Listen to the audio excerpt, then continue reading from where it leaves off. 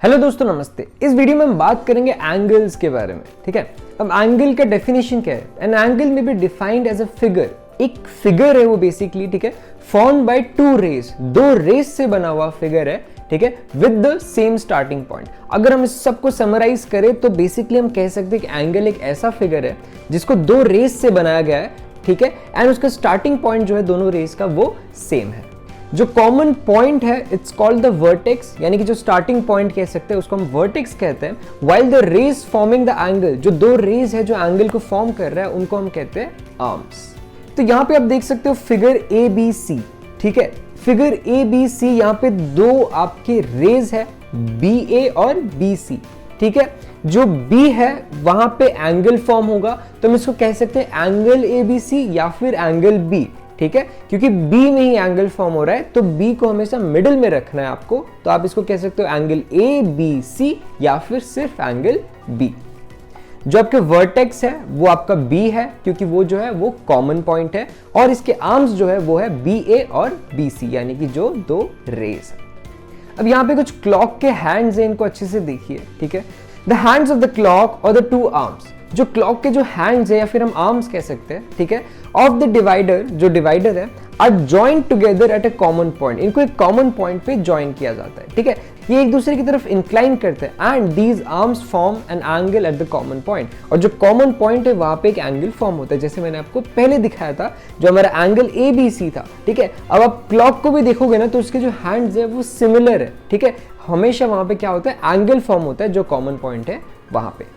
तो चलिए क्लॉक की मूवमेंट ट्रेस करते हैं। सबसे पहले हम शुरू करेंगे 12 मिडनाइट से, यानी कि रात के 12 बजे से अगर हम शुरू करते हैं, ठीक है, उसके बाद हर 3 घंटे में हम उसकी मूवमेंट ट्रेस करेंगे। यानी सबसे पहले रात के 12 बजे, उसके बाद कितने बजे, सुबह के 3 बजे यानी 3 AM, उसके बाद 6 AM, उसके बाद 9 AM एंड फाइनली लास्ट में आ जाएगा 12 नून।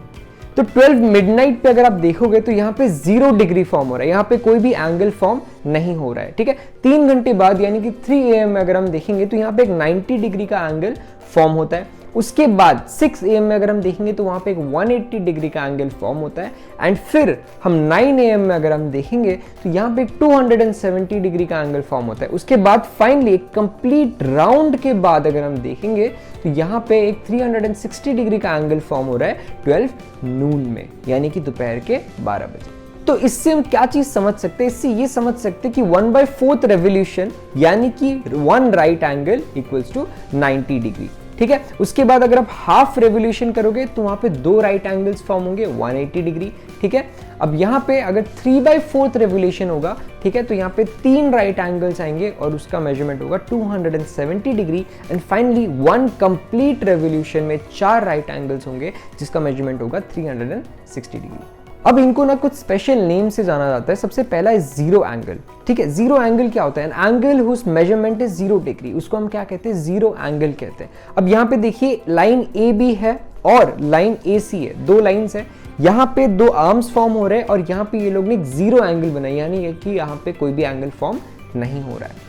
उसके बाद आता है राइट एंगल, यानी कि एंगल जिसका मेजरमेंट 90 डिग्री हो उसको हम क्या कहते हैं? राइट एंगल कहते हैं। जैसे यहाँ पे आप देख सकते हो जो एंगल BAC है, यहाँ पे एक राइट एंगल फॉर्म हो रहा है A पे। उसके बाद आता है स्ट्रेट एंगल। स्ट्रेट एंगल यानी कि वो एंगल जिसका मेजरमेंट होगा 180 डिग्री, उसको हम क्या कहेंगे?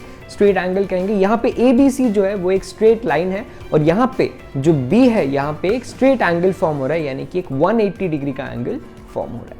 उसके बाद आता है complete angle, an angle whose measure is 360 degree. Angle जिसका मेजरमेंट 360 डिग्री होता है उसको हम क्या कहते हैं? कंप्लीट एंगल कहते हैं। उसके बाद आता है एक्यूट एंगल। एक्यूट एंगल क्या होता है? एक एंगल जिसका मेजरमेंट 0 डिग्री से ज्यादा होता है लेकिन 90 डिग्री से थोड़ा सा कम होता है या फिर कम होता है। 0 एंड 90 डिग्री के बीच में अगर कोई भी एंगल है उसको हम कहते हैं एक्यूट एंगल। उसके बाद आता है ऑब्ट्यूज एंगल। ऑब्ट्यूज एंगल वो एंगल होता है जिसका 90 डिग्री से मेजरमेंट ज्यादा होगा लेकिन 180 डिग्री से मेजरमेंट कम होगा, उसको हम क्या कहेंगे? ऑब्ट्यूज एंगल कहेंगे। फिर आता है रिफ्लेक्स एंगल। रिफ्लेक्स एंगल वो एंगल होता है जिसका मेजरमेंट 180 डिग्री से ज्यादा होगा लेकिन 360 डिग्री से कम होगा।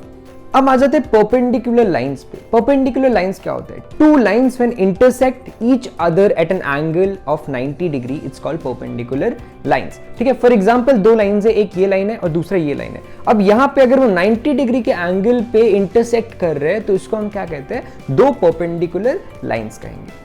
अब बात करते हैं परपेंडिकुलर बाइसेक्टर के बारे में। Perpendicular divides another line into two equal parts, it's said to be a perpendicular bisector. ठीक है, यानी कि ए भी एक लाइन सेगमेंट है मान लीजिए, एंड एम उसका मिड पॉइंट है।